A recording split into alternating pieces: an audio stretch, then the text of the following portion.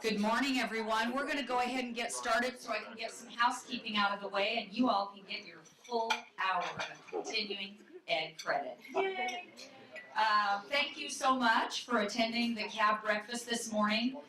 We're very, very excited to have Dr. John Mitchell here with us, and also Jordan Carter, who's going to give us a more in-depth view of the multifamily market.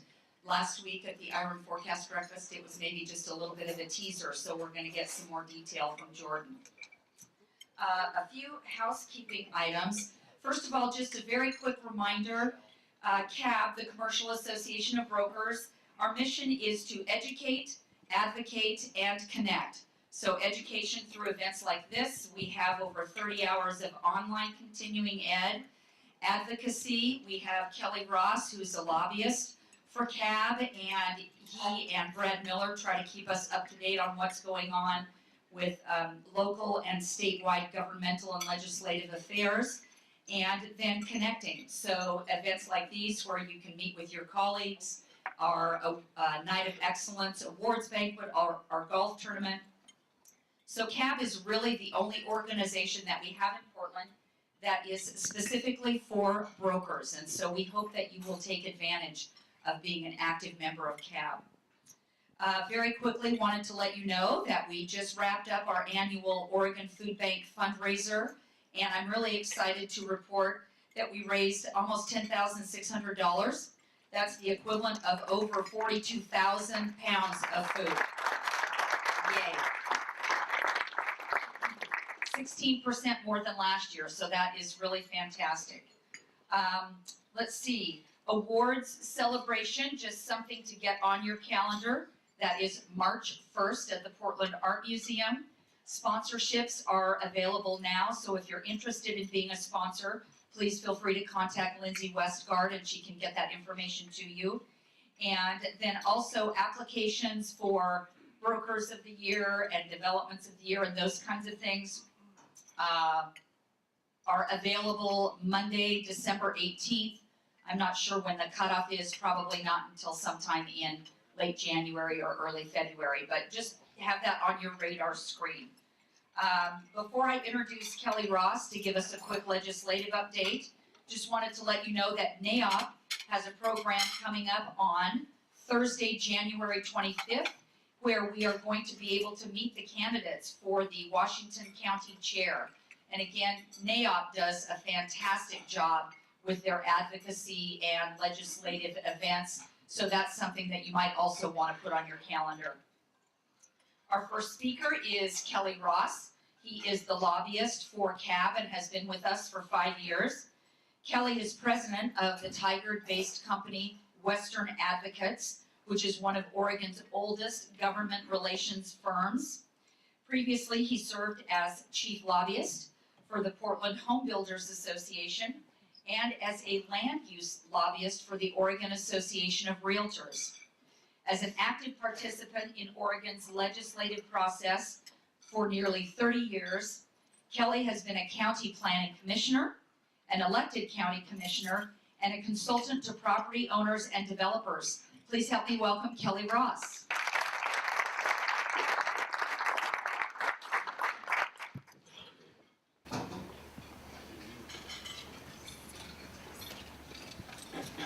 Thank you, Mary Kay, and good morning.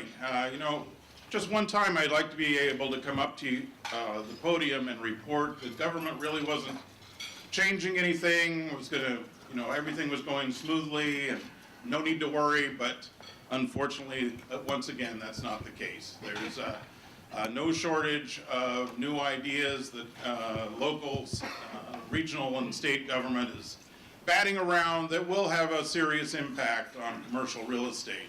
And so what I'd like to do is take a close focus on what's going on at the local level, City of Portland, move back a little bit and talk about the regional level with Metro, and then there's a couple things going on at the state level that will be relevant next year. At the City of Portland, for well over a year now, first at the Planning Commission and now at the City Council, they're deliberating an extensive rewrite of the Central City Zoning Code. and considering a number of big changes that you're going to have to look out for. Changes on bonuses for FARs. There's a big proposal for a new requirement for eco-roofs. The proposal that came out of the Planning Commission was a 70% eco-roof requirement on any new building over 20,000 square feet.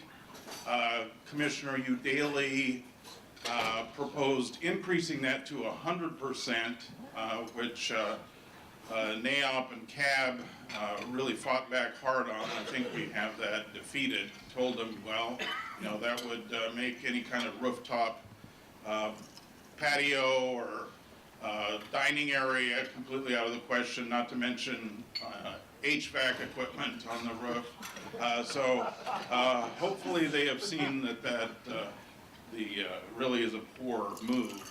So that is still being deliberated by the city council. It's taking way more than they thought due to the complexity and the wide range of issues on it. But that will percolate along for a while longer. At the regional level, Metro, the regional government, is just beginning a new review of the urban growth boundary and the supply of developable land within the boundary. That will stretch all the way through 2018 and probably with a final decision at the end of the year. Once again, it's looking like the forces are coming together for no expansion of the boundary, even though industrial land supply is getting critically low. And NAOP is joining with the Home Builders Association, and I think CAB will be participating too, to retain a national planning firm with deep GIS experience to review all of Metro's maps and analysis. And we're already coming up with some pretty glaring errors that we've found in those for what they consider developable, which currently has a thriving business on it. So hopefully we can divert that discussion a little bit. The second thing that Metro is doing is it's really starting to wade into the affordable housing question. They're discussing putting a regional bond measure on the ballot that would be on top of the bond measure that City of Portland has already passed for affordable housing. Plus, they are looking at a regional construction excise tax, similar to what City of Portland has done, but again, would probably be on top of the City of Portland, would be at least a 1% of value for any new construction. So that's going to be a big fight, and we will keep you apprised of how that goes. At the state level, shortly after the first of the year, you're going to see a ton of advertising come at you about ballot measure 101. And this is a referral from the legislature that was put on the ballot by signature gatherers of a 1.5% tax that's was implemented by the legislature, tax on health insurance premiums to help offset the decline in federal support for Medicaid funding. And so they passed this tax as one of the last things in the legislative session to fill a $330 million budget hole. So this is going to be on the ballot, and if the tax is vetoed by voters, that will open up a $330 million budget hole again in the state budget and probably result in a special session of the legislature to find out where they're either going to cut or come up with new revenue. So that could have impact on school funding and state services. The other thing that's going to be interesting in 2018 at the state level is the governor's race, and it's shaping up to be one of the most competitive governor's races we've seen in a long time. That they've already, I think both campaigns have blown by $2 million in fundraising, and it's looking like it'll set a new record for spending in a governor's race, so that will be very spirited. The last thing, there's going to be a short session of the legislature starting in February, and one of the main topics of discussion is going to be a proposal by Governor Brown and some of the Democratic leadership of what's normally called a cap and trade proposal to try to reduce carbon emissions through taxation. The Democratic leadership is calling it a cap and invest proposal. So there's extreme skepticism that they can get something that major passed in just 30 days of this short legislative session, but that will be a major topic of discussion. So I'll send links to Lindsay for information on all of these so that you can get additional info if you want it. Thank you.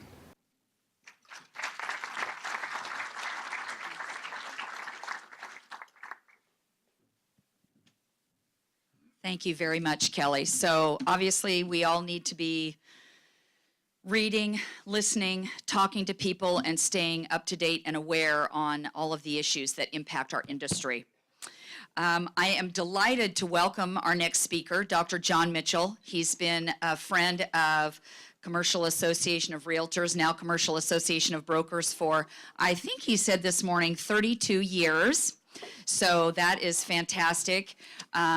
Dr. Mitchell is a renowned speaker. He is an economist who has served many roles throughout the region, has done a lot of writing, speaks all over the nation on economic issues, and is absolutely a dynamic and compelling and engaging speaker. When he is not talking to people about the economy, he and his wife Carol divide their time between Portland and Coeur d'Alene.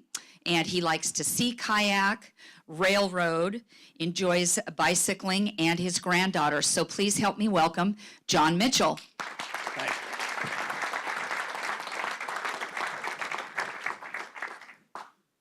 Is this working okay? All right, great. Thanks, Mary Kay. I entitled this morning, This Time, This Place. I was very excited about doing this speech today because this is sort of the last speech of the year. And there's so much incredible stuff going on. And then this is now the group that I've been speaking to for longer than any other group. Okay. If you look at this, we are now in the 102nd month of this upturn. Now, you know, the demographics of the group change over time. There's a number of you who, you know, may not realize that, just how special this time is from a duration standpoint. We passed the 80s. If we keep going a few more months, we're going to pass the 60s. And then there will only be one expansion longer than this one in American history, and that is 1991 to 2001. I'll come back to that. If you look around from Job Growth Update, every time I talk to this group, I always put this up. I mean, if you're talking about the Northwest now, it's really fun. Huh. Okay. Oregon 4th, Idaho 5th, Washington 7th. I mean, our corner of the world is doing extraordinarily well, nationally ranked. It's been there for most of the last couple of years. Okay. It doesn't get a lot better. As we go into the holidays, and I've never tried this before, okay, we have a macroeconomic trifecta, okay, 4, 3, 2, a 4% unemployment rate, a growth rate of about 3%, and a 2% inflation rate. Think about those numbers.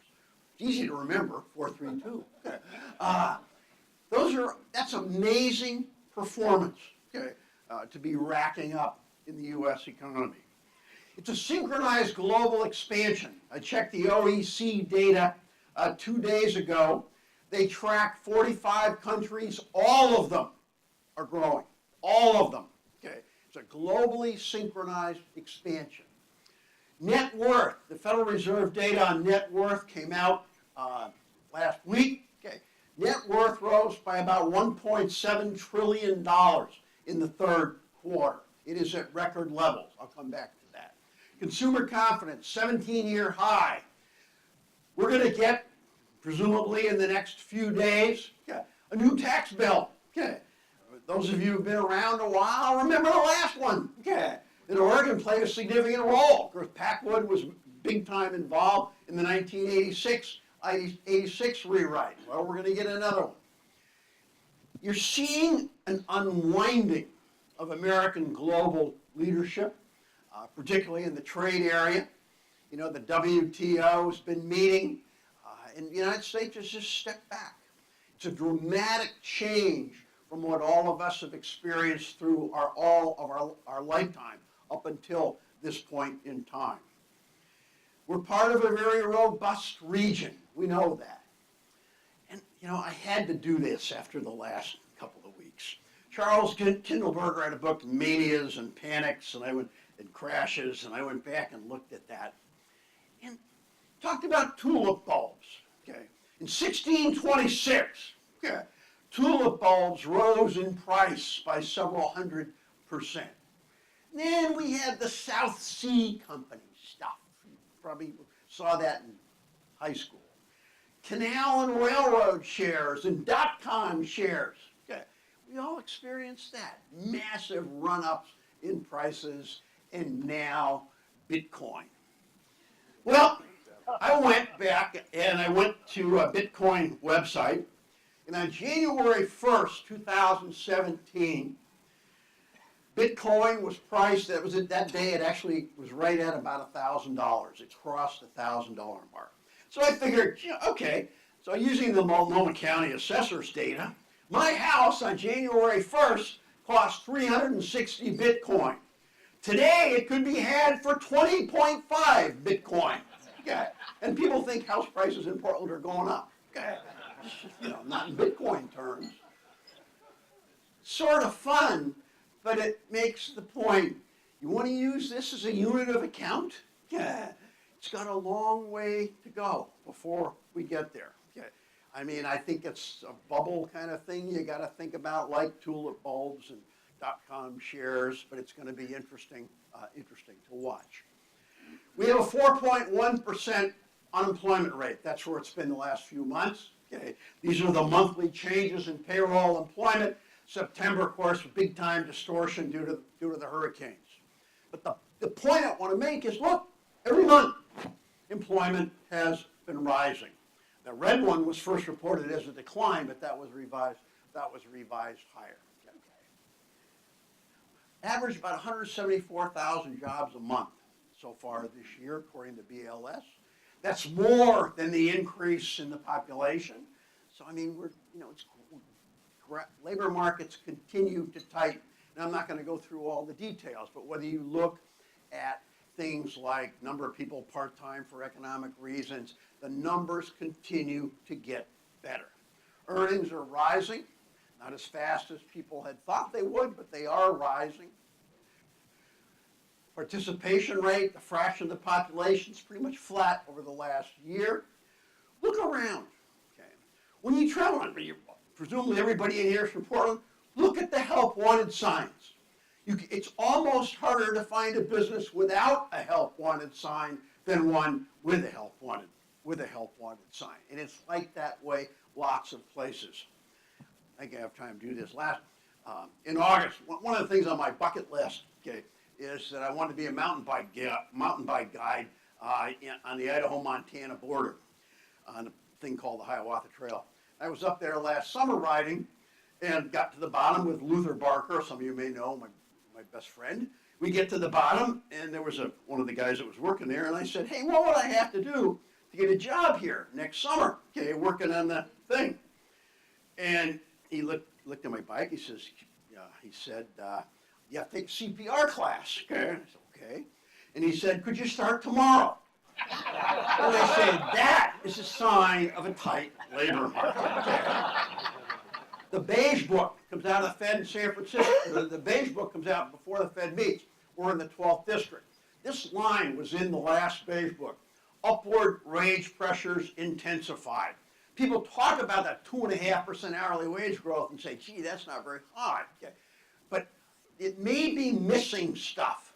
Whether you see anecdotes or people talking about hiring bonuses, that sort of thing, I think there's a lot of wage pressure out there. And labor may actually be a constraint on activity. Now, this just came out yesterday. Lindsay was kind enough to let me not get the stuff in until yesterday so I could get this. There's the consumer price index for November rose 0.4%. But think about it. We're in year 9 of this upturn, 4.1% unemployment rate, a long period of 0 interest rates. In November, the rate of inflation year over year was 2.2%. The core was 1.7. Look at the first part of the year, February, March, April, like just bouncing around. But then you get August, September, and November. August, September, and November, it was an energy phenomenon. When you knocked out the refining capacity in August and September, that boosted gas prices. Okay. Now, global strength has pushed up world oil prices, okay, and we're getting those hits. Okay. It's pushing up the headline rate of inflation. From a monetary policy, and this of course also changed yesterday. We've now had 5 increases in the federal funds rate. Started in December of 2015. We had another one yesterday. The target is now 1.5%. It was 0 to 0.25% during the downturn. Look, the yield curve has flattened. Short-term rates have risen with these policy changes. Long-term rates over the course of last year, they haven't done anything. They've been flat. The yield curve is flattening. The risk is, people say, watch out for an inversion. If short-term get above long-term, that of course has been a harbinger of recession. It's flattening, but we're not at an inversion, and I don't think we'll get there. There are huge changes at the Federal Reserve. The Great Recession policymakers are leaving. Stanley Fischer retired in October. Okay. Janet has announced that she is going to leave when Jerome Powell is confirmed. So Janet's got one more meeting. Her term as chairman goes to February. Her term on the board goes to 2024, but she's gonna step down. When she leaves, there will be 4 vacancies on the 7-person board. Dudley is retiring from the New York Fed. The people who guided monetary policy through the Great Recession are going to be gone. When there's 4 vacancies, if 2 governors meet in the hall, it's a quorum. Think about that. The Fed is going to look very, very different when the new people are appointed. We don't know who they're going to be. The Fed started in October to unwind monetary policy. They took rates to 0 during the downturn, but that wasn't enough. So they did quantitative easing, which I talked about in here over the years. The Fed bought mortgage-backed securities and government bonds. They now hold about $4.2 trillion worth. In October, they began to let $10 billion a month roll off. They didn't reinvest it. Okay? They're going to gradually increase that. They want to reduce the size of their balance sheet. Janet has said she hopes it's as exciting as watching paint dry. Okay? They don't want to upset the markets. But think about it from your perspective. The Fed, which had been buying these long-term securities to hold down long-term interest rates, is stepping back, slowly liquidating its portfolio. The risk is upward pressure on long-term interest rates. But it all depends on what else is going on in the world. What their Fed's trying to do, and this is not bumper sticker stuff, they're trying to get policy space, pushing up short-term interest rates, okay, reducing the size of their balance sheet, so that when the next thing happens, whenever it is, they will have room to move. Because if your rates are at 0 and something goes wrong, what are you going to do? You can't push them down anymore. Okay. So they're trying to get policy space. We're ahead of the rest of the world. European Central Bank did not change rates yesterday. Okay. We did. Okay. So we've started to move before other countries. This you might worry about before you drift off tonight. This is changes in net worth. This data came out December 7th. of this year. It's from the Federal Reserve. It's changes in net worth of households and nonprofits. What I want you to look at is the blue. The dark blue is equities. Okay. We all know what's happened to equities since 2009. Okay. Got about a 17% increase in the equity markets this year. When the Fed took rates to zero, one of the consequences becomes a run-up in equity prices. I mean, they pushed a run-up in financial asset prices as people sought yield. Okay. Now, we're unwinding that stuff. The Fed's raising rates, they're reducing the size of their balance sheets. So you gotta wonder, are the kind of multiples that you see in the equity market, which are high in a historical sense, what kind of vulnerabilities are there? I don't know what the final thing is gonna look like. I haven't gotten all the way through the Wall Street this morning. We're altering the way we fund federal spending, okay? All of us probably get emails every day from groups we might be members of urging us to write to our congressman with the form letter that they supply, telling them not to do X, Y, or Z. It struck me, any change in this system becomes the end of civilization as we know it. We're lowering, the intent is to lower corporate taxes to encourage investment. Changing deductions. Remember, only 30% of taxpayers itemize nationally. 30%. So for most people, it's irrelevant. Oregon is different. 36.3% itemize. Oh, this is from a Pew Charitable Trust study. Sort of interesting 2015 data. 34% take the income tax, 32% itemize with real estate taxes, 27 the mortgage interest, and 29 charity. All of those itemizations are above their corresponding national average. Well, if you think about it, with our overwhelming reliance on one income tax, and you can deduct income taxes or sales taxes if you don't have an income tax, but we don't have the sales tax, so a lot of stuff, of course, is piled on the income tax, so we're going to get higher itemizations. So it'll be interesting to watch what happens. Now, after this doubling the standard deduction, we'll have to see how it plays out. The deficit, debt are going to increase even with dynamic scoring. Okay. You know, it's sausage making is what it is. You got a 1-vote margin, okay, and you got to get everybody on board. So everybody has leverage, okay, for this provision or that provision. It struck me the parallels between the Obamacare and the Republican tax bill are fascinating. Think back to when Obamacare was passed. Remember, there was a special election after Teddy Kennedy died that a Republican won in Massachusetts. So suddenly you had to get this thing done before that person took office. And it was raced through without people being able to look at it. And then here we have almost an identical, there were no Republican votes. And here we've got a Republican tax bill that'll probably have no Democratic votes, rushing through to get it before another person takes off. So the parallels are fascinating. Anyway, from a regional perspective, the jobs gap has closed.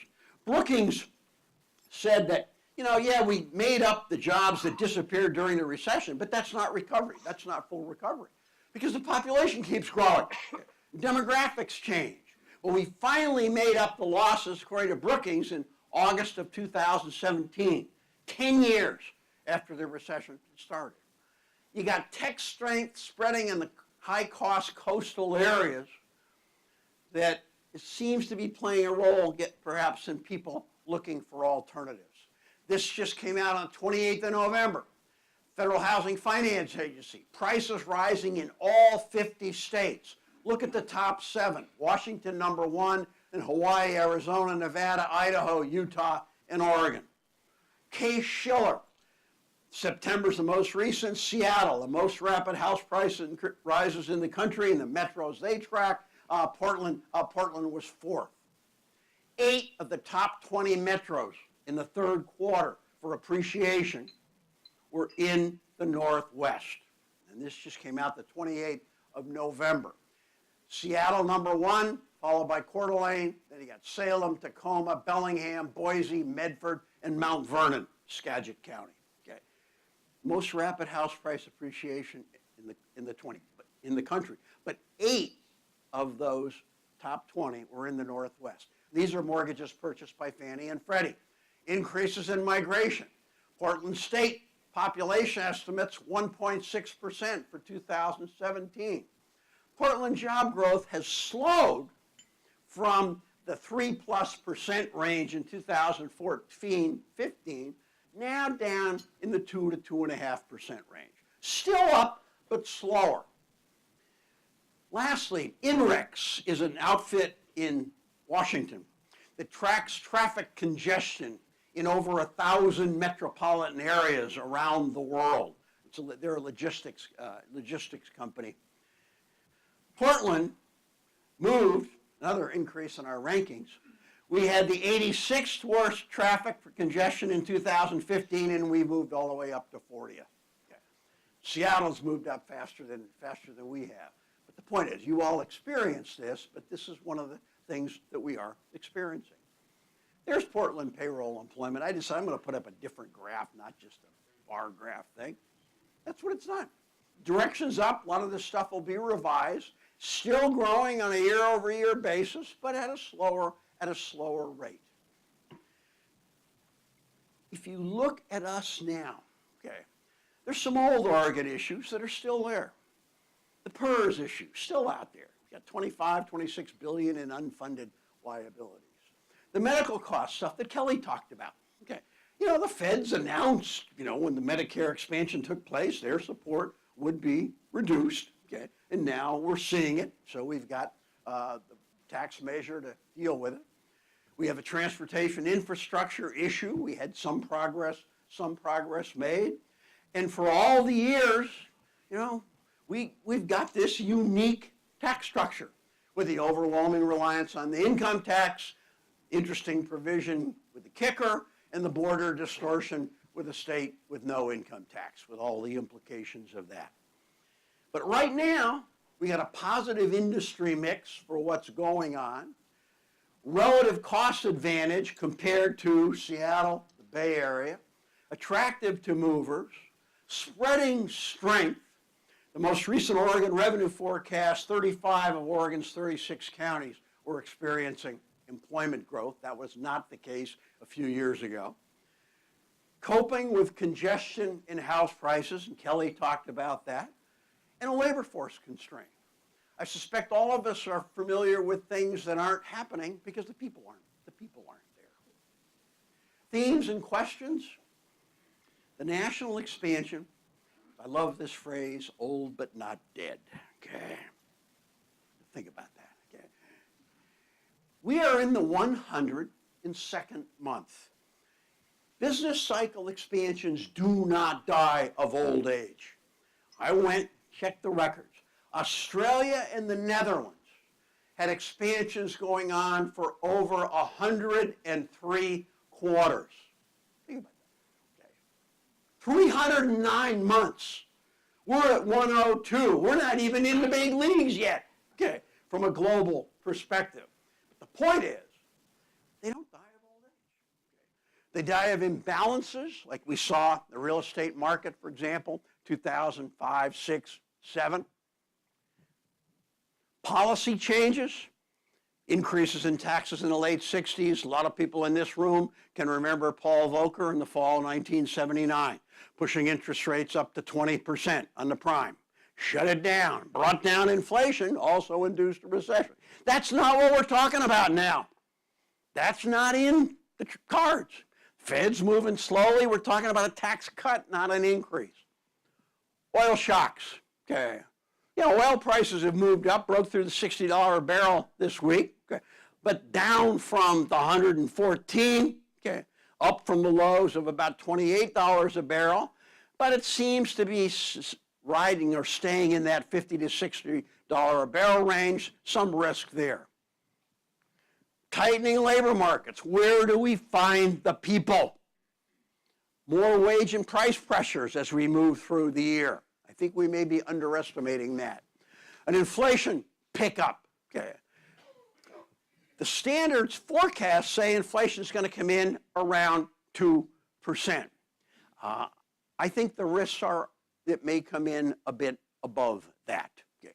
Watch what happens to oil prices and the labor market. Housing continues its long, slow climb. As we all know, housing went in long before the national recession started, and it continues to grow, but it's growing relatively slowly. Unwinding the Fed balance sheet. Watch it. Hopefully it won't be a big deal, but there are risks there. We have never done this before. I think that's an important point. And then what will be the response to the new tax bill? Maintaining strength. Will we be able to maintain it? I mean, this is Goldilocks. Not too hot, not too cold. Okay. Can we keep it?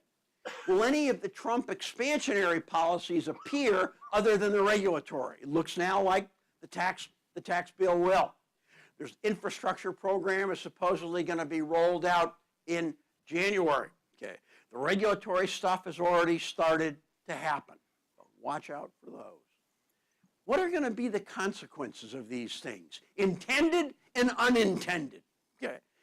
You think you know what's going to happen, but there may be unintended consequences of these actions.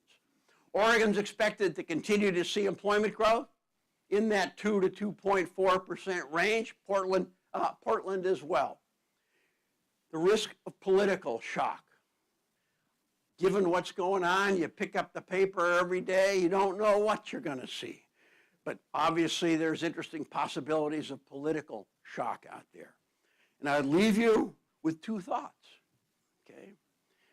Think about Jack Nicholson and Tom Cruise, okay? If you remember the Jack Nicholson movie, As Good as It Gets, maybe that's what we got. Maybe this is as good as it gets. Tom Cruise, a lot of you probably remember Top Gun, okay? What was the theme song from Top Gun? Danger Zone, okay? Well, I think at the same time it's as good as it gets, you might also think we're in a danger zone. We're pressing capacity. This is new monetary policy with a new cast of characters, an expansionary fiscal policy when you're already at or near full employment, the global leadership questions. There's some risks, the risks out there. But on balance, most likely, we'll have another good year, both from a national perspective and Oregon. Thank you.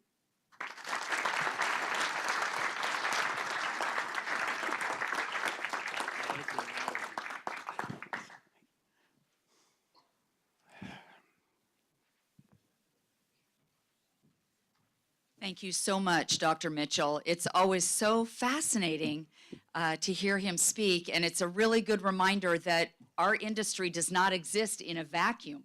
You know, there are so many factors that impact what we do on a day-to-day basis, so that was a wonderful presentation. Our next presenter is Jordan Carter, Senior Vice President and partner at Kidder Matthews. I had the pleasure of being on a panel with Jordan last week. Great guy, very bright, very knowledgeable about his market, and super funny. Jordan focuses on representing clients in the sale and acquisition of multifamily properties, mostly private capital and smaller institutional transactions in the $2 to $30 million range. In the last 2 years, Jordan has closed over 50 transactions valued at over $250 million in consideration.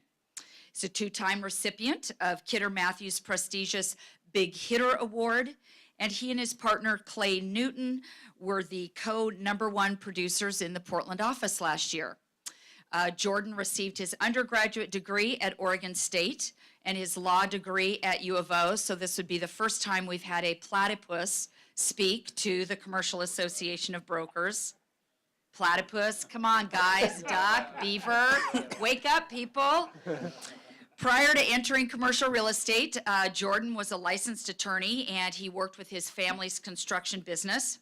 His legal background and his knowledge of the construction industry are a great benefit to his clients. He was born and raised in Portland, and as I mentioned, he went to Oregon State and U of O. His free time is spent with his wife and his 3 amazing young children.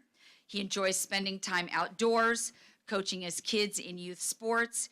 He is an adamant and enthusiastic Beaver fan, but he acknowledges that rooting for Beavers football right now is kind of a challenge. So please help me welcome Jordan Carter.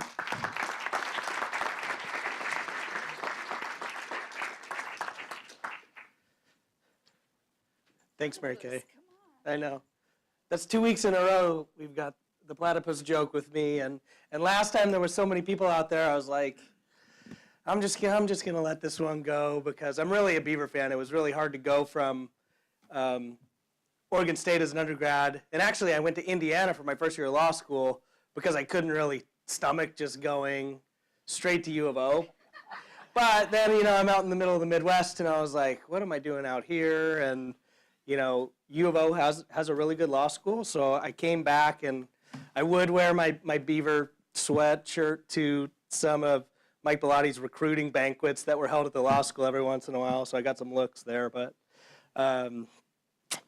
anyway, thank you, and good morning. So as I'm sure you all know, Portland's multifamily market's been riding quite a wave that started as we emerged from the Great Recession back in 2010. So while the market remains strong, that there's signs that this cycle's peaked and we're starting to actually wind down from what Mary Kay called last week the longest economic recovery that we've seen in many years. So for those of us that survived through the last downturn, and for some of us it was barely, it's still pretty fresh in our minds. And this time I think we're all pretty optimistic that we're going to see a little more of a gradual winding down than the busts that have traditionally followed a lot of economic expansions. So the future is a little bit uncertain, but one thing that is certain is that over the last 7 years, Portland's seen a lot of record highs that have really put our apartment market on the national stage. So despite some of the growing pains that have come along with that, the future looks bright and we're very well positioned moving forward. So today I just wanted to give a brief overview of the apartment market here in Portland and trying to keep the future in mind because that was kind of the theme. I'm going to touch on the sales trends, some rents and vacancy, population trends, new construction, some issues that we're facing, and then just wrap up real quick. So let's get started. No discussion of the future is appropriate without first looking to the present and the past. And I wanted to start by taking a look at a snapshot of why our market's done so well over the last few years. And Mary Kay actually had these in her presentation last week, and it was so good I asked her, I said, hey, can I borrow a couple of your statistics for this next thing? And she, thank you for saying yes. It cut a little bit of time in my preparation work. So, all of our respective property types have benefited from some really strong market fundamentals.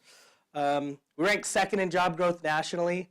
I know Dr. Mitchell, his statistics said fourth, but second or fourth, pretty darn good. Third in rising median household incomes.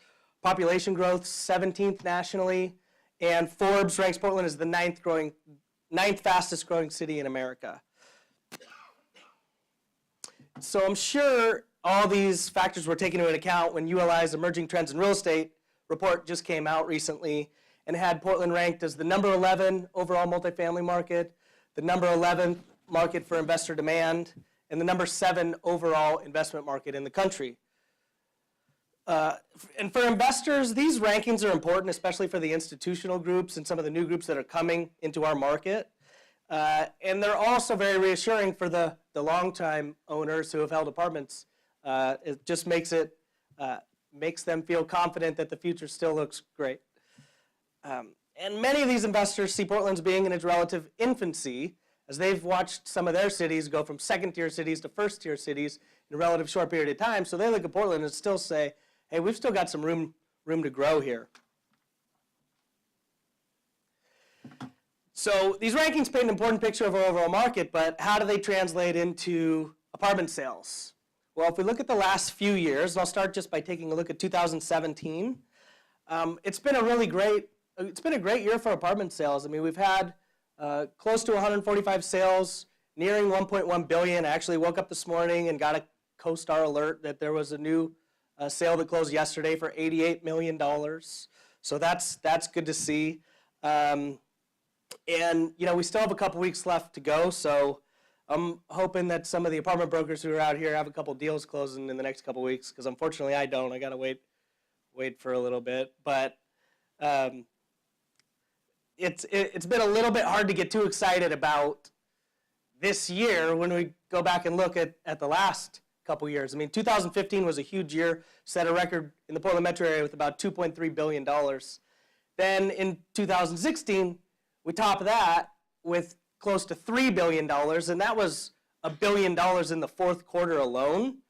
So, I sell apartments for a living, so that's a little bit hard to forget the last couple years that we had, but I've got to keep reminding myself that the stars really had aligned to make that happen. We just had rents that had grown like crazy. We had investors who were flush with capital coming into our market looking for opportunities. And for those owners who were fortunate to have apartment buildings during this time, they'd seen sale prices rise dramatically, actually 45% from 2013 to 2016. So that made it a pretty opportunistic time to sell. Now, as our market's cooled a bit, so is the pricing. And actually, these are some statistics from CoStar of 2016 and 17. For the first time in a long time, we've actually seen the total average cap rates start to tick up about 13 basis points from last year to this year. Our average price per square foot and price per unit are actually down for the first time in a long time. Not a lot, only about 5%, but still down when we've been trending up for a long time. Now, it's primarily been the institutional market that's been driving the overall decline. You can see on the last slide, they've had a significantly less number of sales compared to the prior year. But their price per square foot and their price per unit are down 10% from last year. However, their cap rates have still compressed a little bit, primarily due to the sale of some larger new construction institutional deals. And just on that note, actually my team and I a couple weeks ago just closed on a 50-unit mixed-use building that was brand new in Northeast on Fremont. And it was a 40% leased up building with 3 of the 4 retail spaces leased. And we sold that to a private California exchange buyer for a 4.25 cap and $400,000 a unit, $450 a square foot. So despite these trends, there's still some huge sales that are still going on. It's just they're a little more few and far between, but they're still happening. So the private capital side, which $25 million and under sales, they remain very strong. Their price per unit, price per square foot, is actually ticked up about 20% from last year, although their cap rates have also trended up. So just looking forward, given the direction of the market slowing down, expect to see pricing level off and cap rates tick up, and especially if we continue to see interest rates rise. We saw what happened yesterday and what's planned over the next couple of years. So it's probably going to be some time before we hit a new high in sales, and I'm okay with that because the sales market's still really strong, and we're very well positioned from a sales standpoint moving forward. So one of the main drivers of our rising values of the last few years has been our record low vacancy rates that have driven up rents. This stemmed from a gross undersupply of housing that was built up and a record immigration of people moving to Portland because of everything Portland has to offer. We see it every day. Just look at the license plates as you're driving around. We just haven't had enough housing to satisfy the demand. So for the last several years, our vacancy rate has hovered around the 3% range, some of the lowest in the nation. Just this year, because of all the new construction, it has ticked up. These are 2 different vacancy reports. The one on the left for 2017 in orange, Multifamily Northwest, which basically only takes into account existing buildings that are leased up. So their vacancy rate for Portland's still in the low 4% range. CoStar's vacancy rate includes all the new construction units that come online. They might not have a single unit leased. So I wanted to put them both up there to just put it in a little bit of context, because I think really the true vacancy rate is probably somewhere in between, and it looks like for the next few years, we're probably going to hover in that 5% range, which is in line with national averages. So corresponding with our record low vacancies has been our record high rent growth. The last 5 years, Portland ranks fourth nationally in average rent growth at 6.5%. And we even hit double digits in parts of 2015 and 16. As you can see from this graph, it's led to our average rent per square foot increasing by 30% over the last 5 years, up to $1.57 per square foot. And just like vacancies, our rent growth varied across submarkets.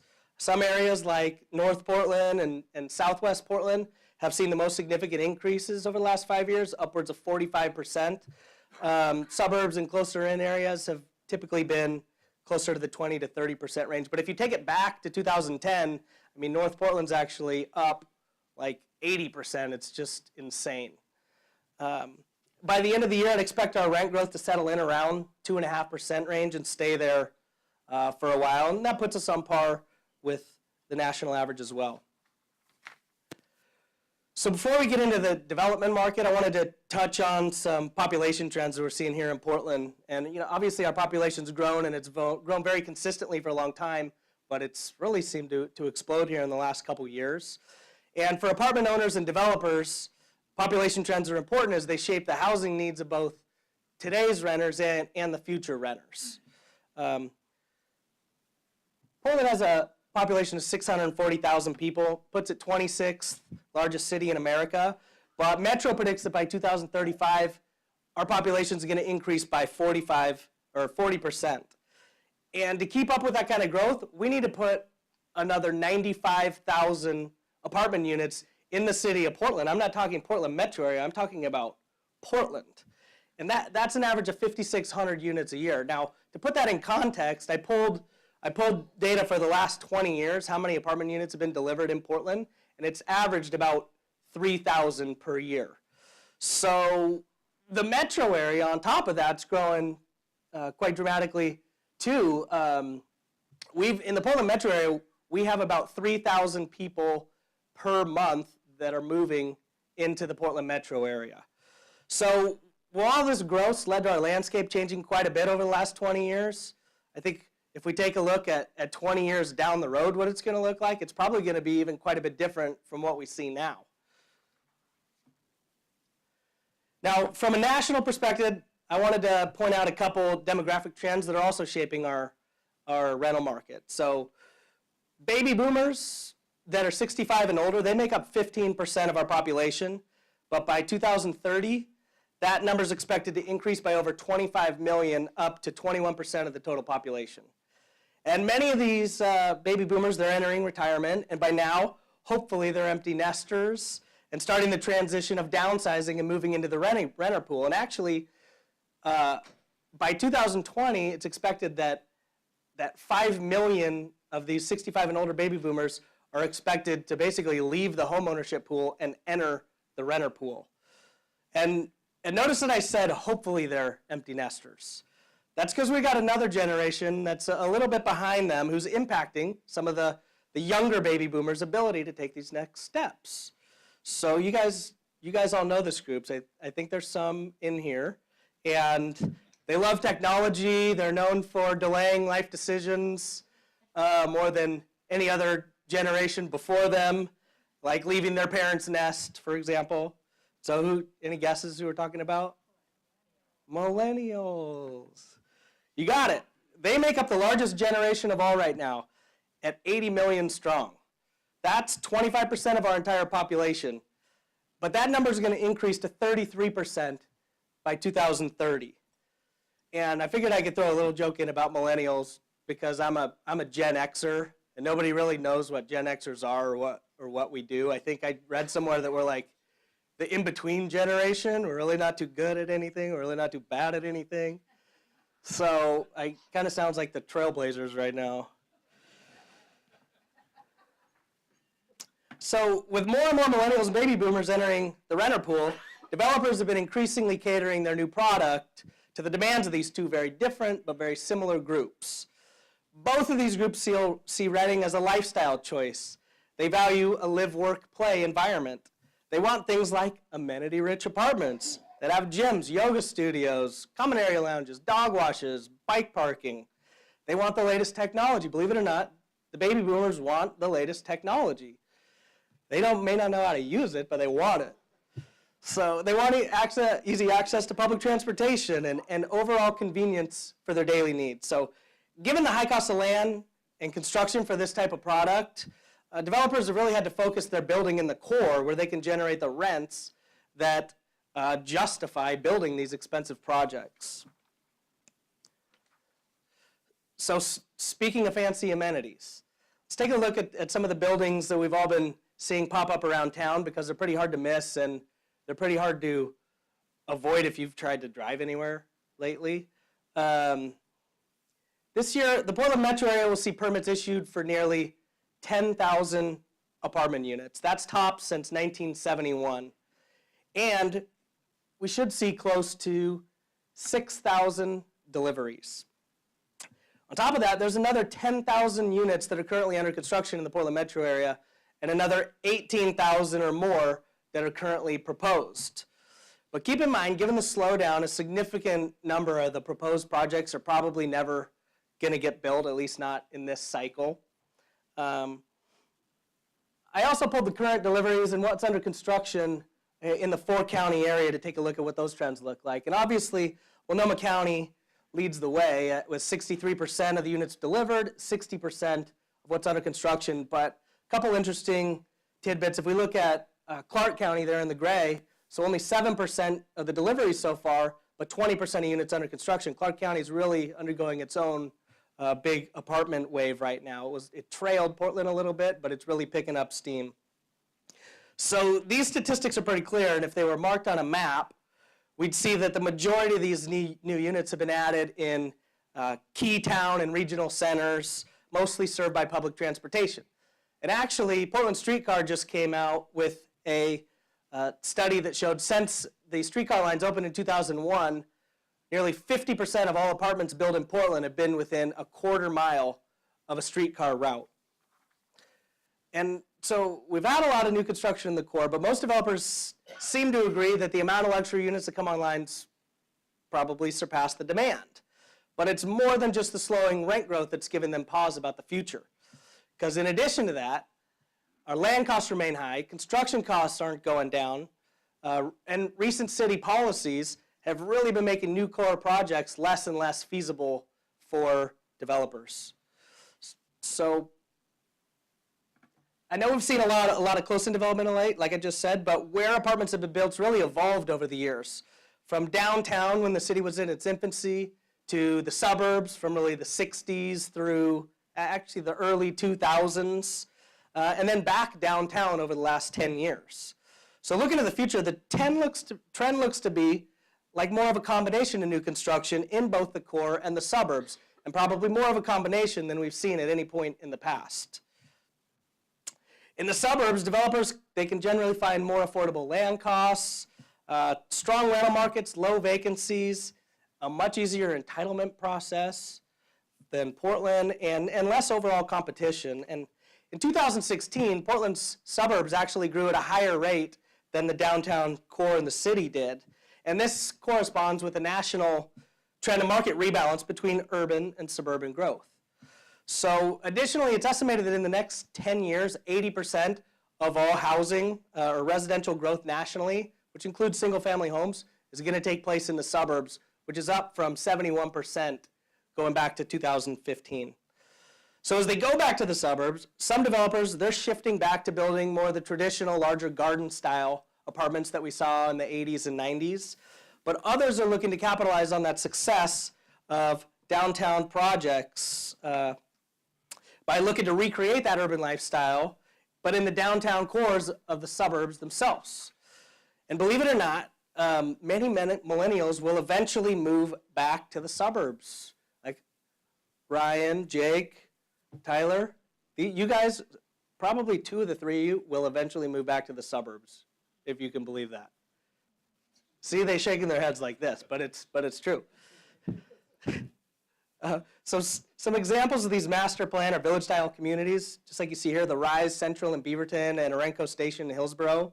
But the rents in the suburban markets, even in the downtown suburban markets, they're not quite high enough still, for the most part, to justify just building these mid-rise projects. These are pretty expensive. So the developers have really been focused on trying to take advantage of incentives that are offered out there, typically tax abatements and related to some type of public transit, like the Transit-Oriented Development Program. They're able to take advantage of these programs to help offset the lower rents. And it really is it's a win-win for both the developers and for the suburbs, which now have really cool little mixed-use communities inside of them that they can grow off of. So it's the cities that have been the most progressive and development-friendly who've been leading the way, but some are going to take advantage of it and some are going to get left behind. So the next couple of years should ultimately remain strong for new construction, but I don't expect the development just to start to boom in the suburbs because it's slowed down here in the core. I mean, our slowdown is going to really be felt across all of our market segments.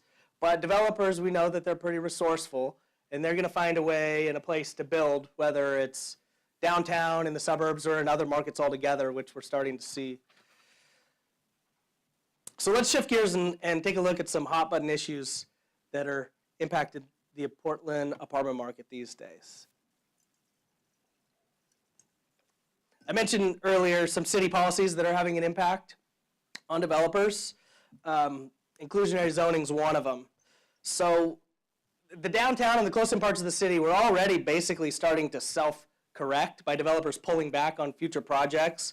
When the city went ahead and implemented its inclusionary zoning policy last February, which the city, by the way, went from start to finish in under 6 months in deciding a policy that was going to impact Portland's future for who knows how long. The policy essentially requires that any new construction apartment building in Portland that's 20 units or bigger set aside 20% of the total number of units as affordable. Unfortunately, like I said, this policy really helps slam the brakes on future apartment development in Portland when we look to 2020 and beyond. Many of the 2018 and 19 projects that we saw that are under construction, those are projects that all got in pre-inclusionary zoning. And in 2016, as we started to hear that there was potentially going to be inclusionary zoning, developers put in for 19,000 pre-applications for apartment units in the probably 6 months right before that, including 5,000 in the 2 months right before that alone. But since February, when this was enacted, the pre-applications have basically stopped. I think there's been maybe a couple market rate apartment developments, actually mostly micro housing units, which don't have as much of a delta really between the hit that they take by having some of the units be affordable. And the development pipeline in 2020 and beyond is really up in the air because of this. And considering we just talked about needing 95,000 apartment units in the next, 18 years, that's a little bit concerning. And remember what happened last time? We went from, gross undersupply with a very strong demand. Yeah, rent spiked, and then our city politicians went off the deep end trying to slow it down. Inclusionary zoning was one of their great ideas to solve this problem because they figured that these builders they're just going to keep on building despite taking a huge hit to their overall returns. Well, city guessed wrong. A last note on this, so despite all the recent new construction we've had, Portland right now is still undersupplied by about 27,000 housing units as a whole. So we've got a lot of catching up to do, and this policy really just put us further behind. Now, another hot topic this year was whether the state legislature was going to end its long-standing constitutional prohibition on rent control in Oregon. So a bill that would have removed this was actually passed through the state house, but then was shot down in the Senate and didn't even go to a vote. So that was a big loss for landlord right activists and a big win for, or it was a loss for the tenant rights activists and a big win for the landlords. But just because we had a state ban, That didn't stop Portland from enacting its own rent control policy anyway before this, when it declared a temporary housing emergency in 2015. And that was passed with a 5-0 vote in the city council, and it essentially required landlords to pay relocation costs to tenants of $2,900 to $4,500, just depending on the unit, what type of unit it was, or if they were evicted without cause, or they raised their rents 10% or more in a year. So it seemed to me that this was pretty clearly the type of rent control that's banned by state law. So there was a lawsuit filed. Municipal court said, no, it's not rent control. And that's now being appealed. And in the meantime, while we still have the ordinance in place, our mayor said he's going to bring a more permanent renter protection rule back to the city council by the end of this year. So we'll see if that happens in the next couple weeks. But that'll be challenged in court again, and it's probably going to be a long time before this all gets sorted out. But understandably, local and out-of-state investors, they've been watching this closely, and I know it's a concern for them because I talk to them every day. Looking at the declining sales this year, I can't help but wonder what percentage might be attributed to this issue and really just Portland city politics in general. So watch for rent control to remain a hot topic for the next few years. Now, I don't want to downplay the plight of many renters in talking about how rent control is bad for the market, because Portland's rising rents has definitely brought affordability into the forefront and our cost of living into focus. Affordability, it's a relative term, and it's complicated, and there's no short-term fix. So while our rents might seem affordable to somebody moving here from San Francisco or Seattle, that doesn't really mean a lot to somebody who's been in Portland for a long time and maybe saw their rents raised 20 or increased 20 to 40% in the last 5 years, because I'm pretty sure most of their wages haven't increased by that same amount in the same period of time.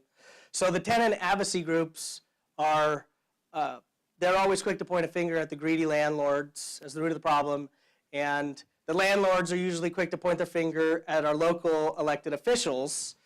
And I will say there are a lot of one-dimensional politicians these days who are unwilling, or maybe they're just unable, to really address the core issues of affordability here, and that's a struggling education system here in Portland.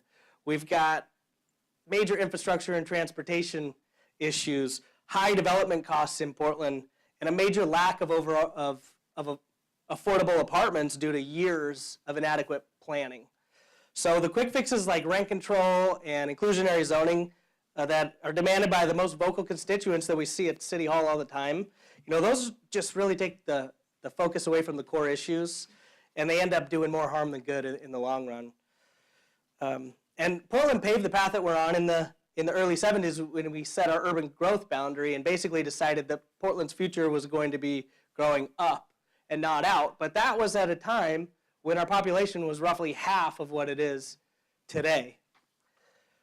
So the $258 million affordable housing bond that was passed this last year, it was either a really good start or a really bad idea, just depending on who you asked. But it's probably only going to make a small dent in the long run, because if we take a look at this picture here, and it's a little bit hard to see, but the light blue line, those are the number of affordable housing units needed in the 3 counties, and the dark blue line is the number of affordable housing units that are there. So we really have a major shortage, about half of the affordable housing units that we need. And this is gonna be a challenge on a number of levels, just as we look to the future. And everybody should consider what kind of role that they can play.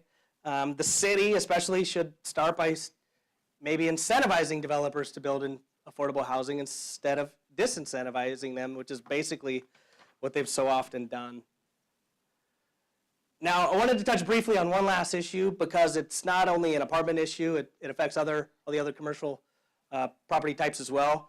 And that's Portland's recent efforts to implement new seismic requirement upgrades to our stock of roughly 1,800 to 1,900 unreinforced masonry, or URM, buildings in town. And there's 270 of those apartments with about 7,000 apartment units. So, as I'm sure many of you know, Current code basically only requires you to seismically tie in parapets on these buildings when you do a roof, and that's really it. And that makes sense because 70% of all fatalities from buildings in earthquake actually are from parapets falling down onto the sidewalks below. But a city-appointed policy commission's been working on this for a couple years, and they're close to recommending new requirements to the city that are going to make this quite a bit. They're going to require probably floor-to-wall tie-ins and more with the roofing, and this is not cheap. So our URM owners are starting to see the writing on the wall. They've been scrambling to really reconcile the costs and figure out what they're going to do and if there's going to be any incentives to help them. So there's these owners, not just apartments, they're going to face some tough choices with their properties.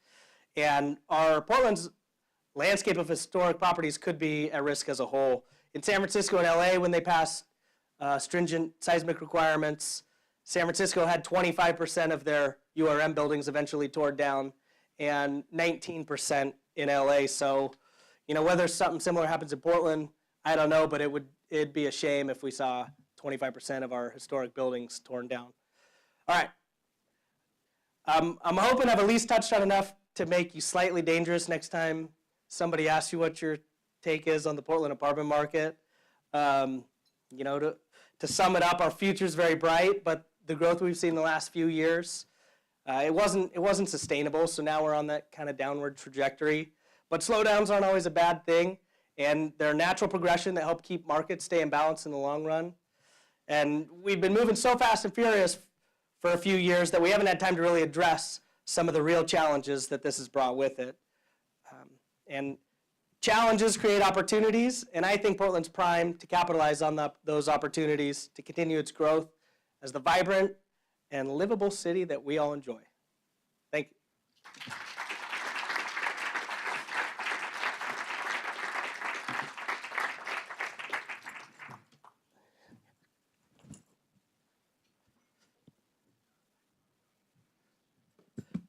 Thank you so much, Jordan. Terrific to get such a detailed view. And this is kind of a preview of something that CAB is going to be doing in 2018. We are going to look at making our quarterly education events discipline specific so that we can bring in speakers to really take a deep dive into each of our product types. And our hope is that the folks that will attend those events are the people that are going to be sitting on the other side of the table from you when you're making deals in retail or industrial or office. So Jordan, thank you very much for kicking that off. It's been a great honor to be the 2017 president of CAB. Lindsay Westgard does an amazing job as the executive director, and her assistant Sarah White have a wonderful board to work with, and I have the honor of serving as president again in 2018. So I'll be looking forward to seeing you, and in the meantime, I wish all of you a very wonderful holiday season with your family and friends. Thank you so much.